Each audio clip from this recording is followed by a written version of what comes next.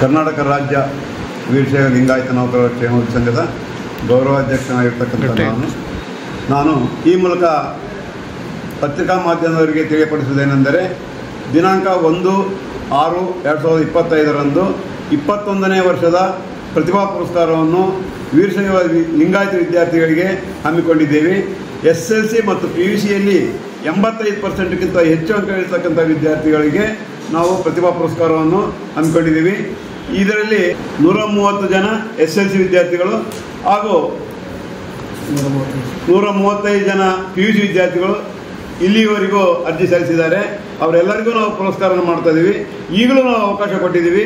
ಬರ್ತಕ್ಕಂಥ ವಿದ್ಯಾರ್ಥಿಗಳು ಯಾರಿಗಾದರೂ ಮಾಹಿತಿ ಗೊತ್ತಿಲ್ಲದಿದ್ದರೆ ಅವರು ಅರ್ಜಿ ಹಾಕ್ಬೋದು. ತಮ್ಮ ಹೆಸರು, ಶಾಲೆಯ ಹೆಸರು ಮತ್ತು ವಿಳಾಸ, ಅದು ಬಳ್ಳಾರಿ ಜಿಲ್ಲೆಯವರಾಗಿರಬೇಕು. ಬಳ್ಳಾರಿ ಜಿಲ್ಲೆಯ ಆದವರಿಗೆ ಮಾತ್ರ ನಾವು ಕನ್ಸಿಡರ್ ಮಾಡ್ತಾ ಇದ್ದೀವಿ. ಈಗಾಗಲೇ ನಾವು ಎಕ್ಸ್ಪೆಕ್ಟ್ ಮಾಡಿರೋದು 300 ಜನ ಆಗ್ಬೋದು ಅಂತ ನಾವು ಅಂದ್ಕೊಂಡಿದ್ವಿ. ಆದರೆ 300 ಜನಕ್ಕೂ ನಾವು ಪುರಸ್ಕಾರ ಮಾಡಲಿಕ್ಕೆ ತಯಾರಿದ್ದೀವಿ. ನಮ್ಮೆಲ್ಲ ಶಿಕ್ಷಕರ ಸಂಘದವರು ಹಾಗೂ ವೀರಶೈವ ನೌಕರರ ಸಂಘದವರು ಹಾಗೂ ವೀರಶೈವ ವಿದ್ಯಾರ್ಥಿಗಳ ಶಿಕ್ಷಕರ ಸಂಘದವರು ಎಲ್ಲರೂ ಸೇರಿ ಈ ಒಂದು ಕಾರ್ಯಕ್ರಮ ಮಾಡ್ತಾ ಇದ್ದೀವಿ. ತಮ್ಮೆಲ್ಲರಿಗೂ ಧನ್ಯವಾದ. ಬಳ್ಳಾರಿಯ ನಿರಂತರ ಸುದ್ದಿಗಾಗಿ ಬಳ್ಳಾರಿ ಬೆಳಗಾಯಿತು ಚಾನೆಲ್ನ ಸಬ್ಸ್ಕ್ರೈಬ್ ಮಾಡಿ ಹಾಗೂ ಬೆಲ್ ಐಕಾನ್ ಒತ್ತಿ.